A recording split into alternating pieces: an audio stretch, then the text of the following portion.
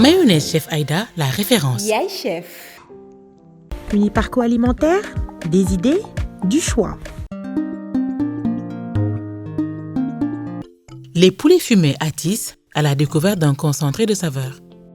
Live Cuisine, la cuisine autrement. Donnez une nouvelle vie à votre intérieur.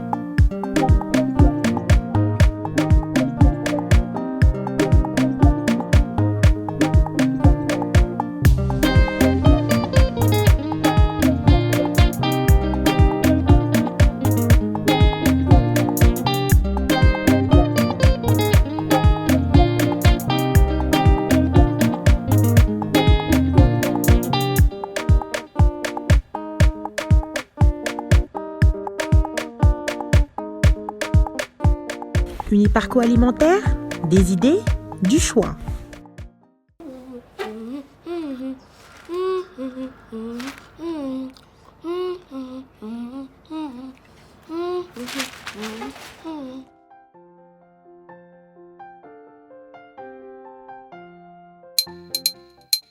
Aïdi Aïda Aïdi Aïda ma le burger Aïda ma burger chef Aïda Mayo Chef Aïda si yàpp mbaa si jën moom ni mu neexee noonu la ko bëggee Aïdi Aïda ma la bëgg Aïda ma bëgg Chef Aïda Mayo Chef Aïda ànd ak chef keneen ñu bàtti ko ba mu far man ak moom ñoo far Aïdi ma la bëgg Aïda ma bëgg Chef Aïda Yaay Chef.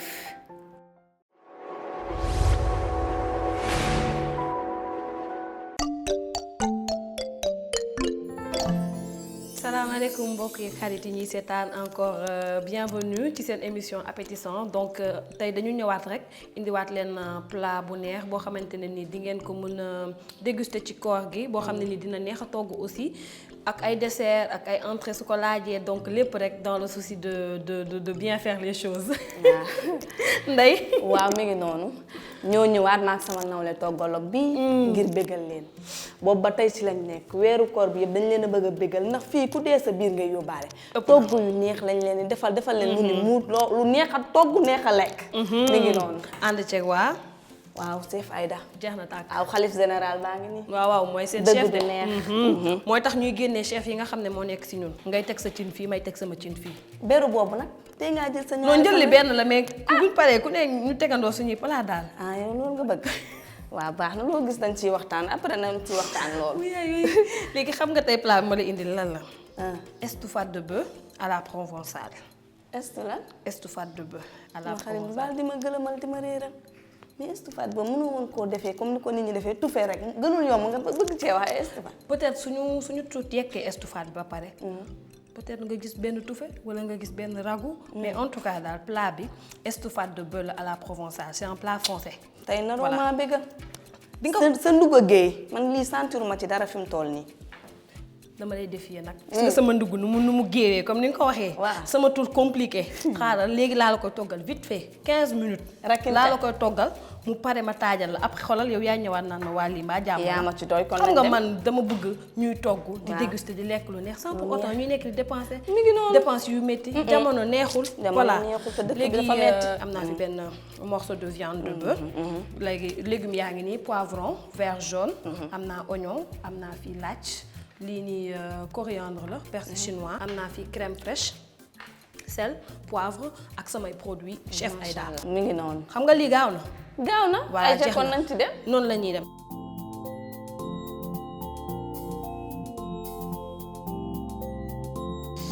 wush ba xam nga loo bañ a jooy dëgg ba dangaa jàkkaarloo ak soble soble de loo wow zie booy jàkkaarloo moom di jooy ma ne sama bët yaa ngi wex xat. xam nga yaa engagé sama waay. lii yëpp ci tamit risque yi la nag da ngay assumer. ma estouffé ngay xaw ma assumer tur bee njëkk a bizarre. estouffade. mënu ma ko wax bàyyi rek ma yem ci tufe. waaw ba tey. pare pare naa nga nii. léegi découpé nga oignon bi poivron vert jaune. gratter sama ay. sa aay pare naa macha allah man tam découpé naa viande bi ba pare. damay jël nag sama huile. chef Aïda neexati ji. ma daal di def benn filet pour man defal la yow tamit benn filet. kon tey daal Ndeye Ndiaye koy yëngal. Ndeye Ndiaye koy yëngal yi yow yàgg nga ko yëngal nag nday bàyyi li ngay wax. waay. donc man damay faire revenir les oignons su xawee nooy tuuti rek ma ñëw daal di def viande bi continuer sama cuisine. léegi yow nag nga ñëw sotel ma fii kii man xaar mu tàng tuuti. dawlin bi tiit tuuti.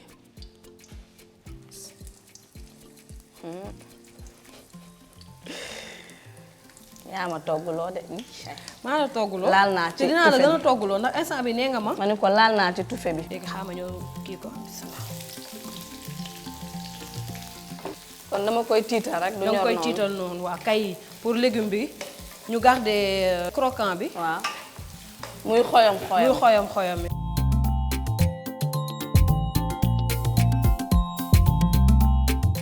waaw vu que kii bi dafay gaaw a lax. waaw man moom li ma soxla woon ci oignon bi am naa ko. am nga ko. voilà léegi damay ñëw def ndawal bi. dégg nga lool.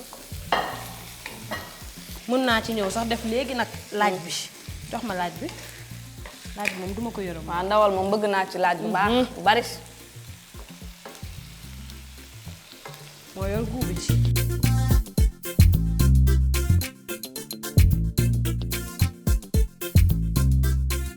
man daal maa la wóor man daal say xeeti plat. noonu tax na benn jéeg tiitatu. mais yow tamit foog nga am yoo ma defaral. man dinaa jàkkaarloog yow ceeb waaye ay tout ak yooyu noonu. dinaa jàkkaarloog yow. yow yi nga may jox fi mu toll nii. tey xam nga maa ngi gën a jàng. ndax day tax xam nga jéegi sa jëkkër mën naa. ñuy mën a varier. waaw di varier yenn saa yi dafay baax nga génn Sénégal tuuti. mi ngi noonu sa jëkkër wàcc rek. voilà ànd ak ay xaritam. xamoo looy def sentir na mi ngi resto. waaye balaa ngay lekk ay estouffade rek nga dem resto. mi ngi noonu war nañ ko mën a defal ko say plat yu biir baax. kër. waaw kon voilà naa ko cuillère rek nga may paas foofu benn kuddu.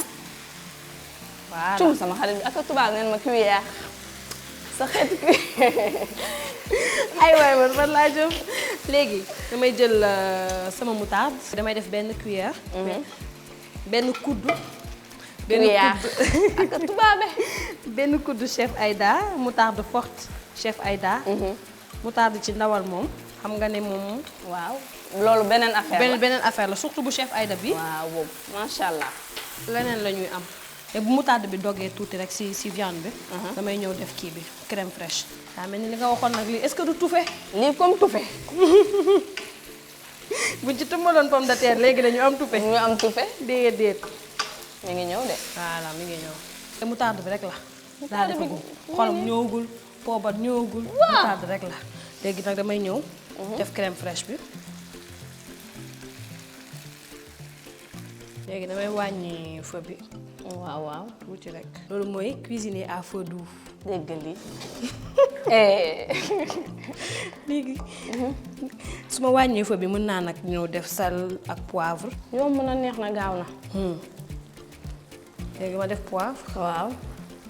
voilà safal ko. gis nga ni muy kiwee. mi ngi noonu. sama texture neex na ma nii ëpp na déjà nii rek. te pareegu ma. léegi nag damay ñëw def kii bi poivron yi ma réservé woon. yi ma liggéey. yi nga liggéey. ëpp na.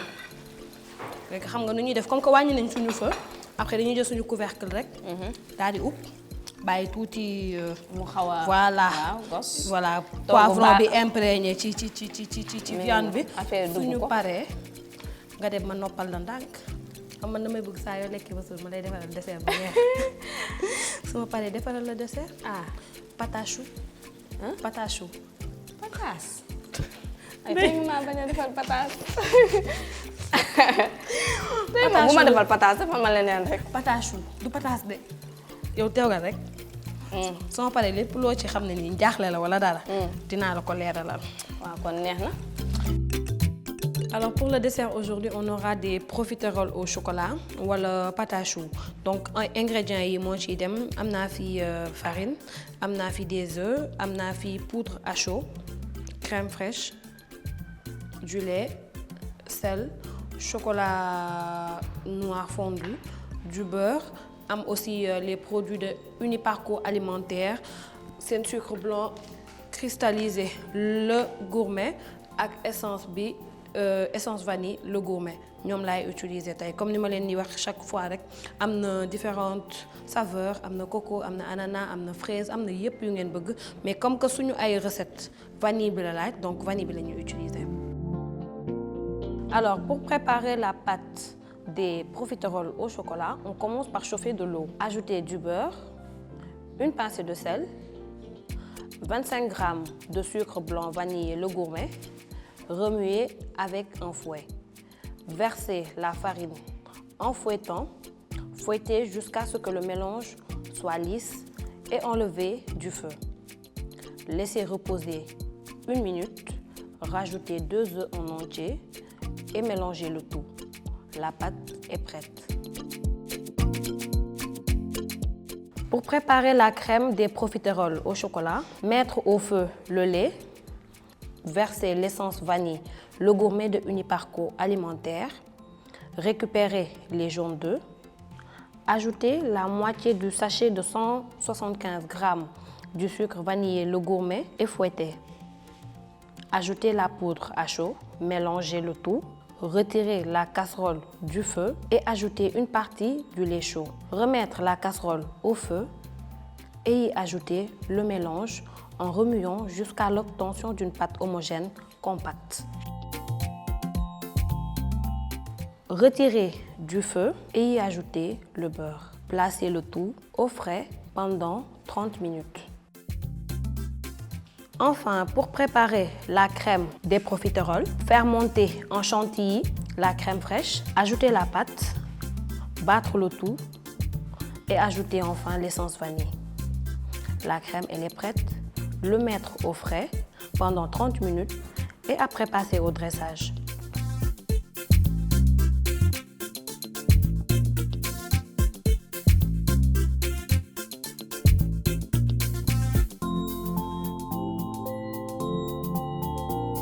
xool tufe.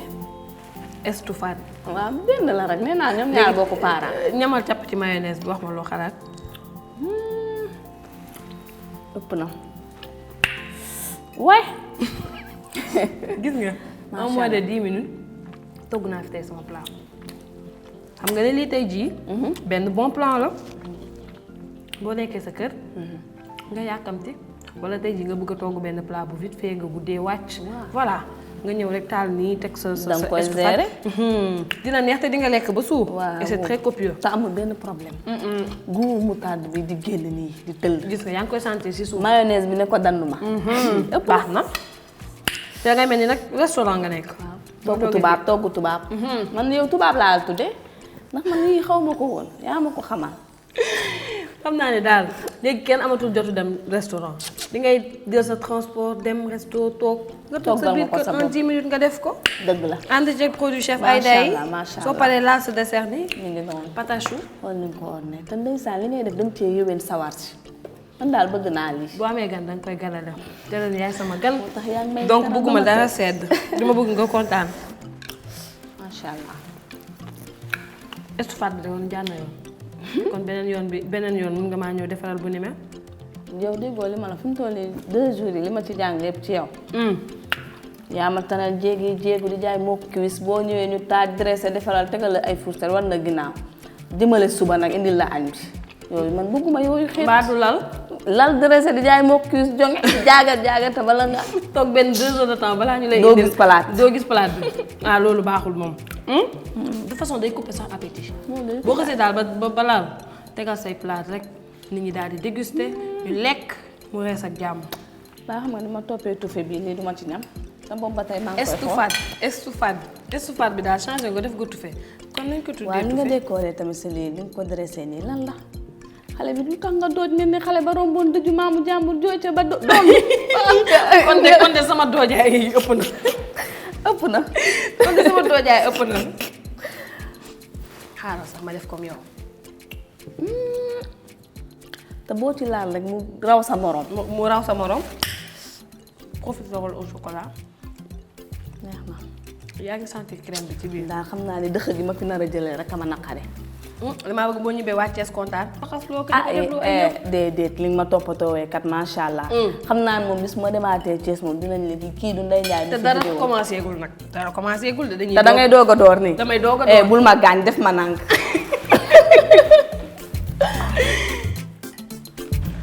Chef Aïda. Mayonnaise Chef Aïda, la référence. Yaay chef. Uniparco alimentaire, des idées, du choix. Les poulets fumés Atis à la découverte d'un concentré de saveurs. Liv Cuisine, la cuisine autrement. Donnez une nouvelle vie à votre intérieur.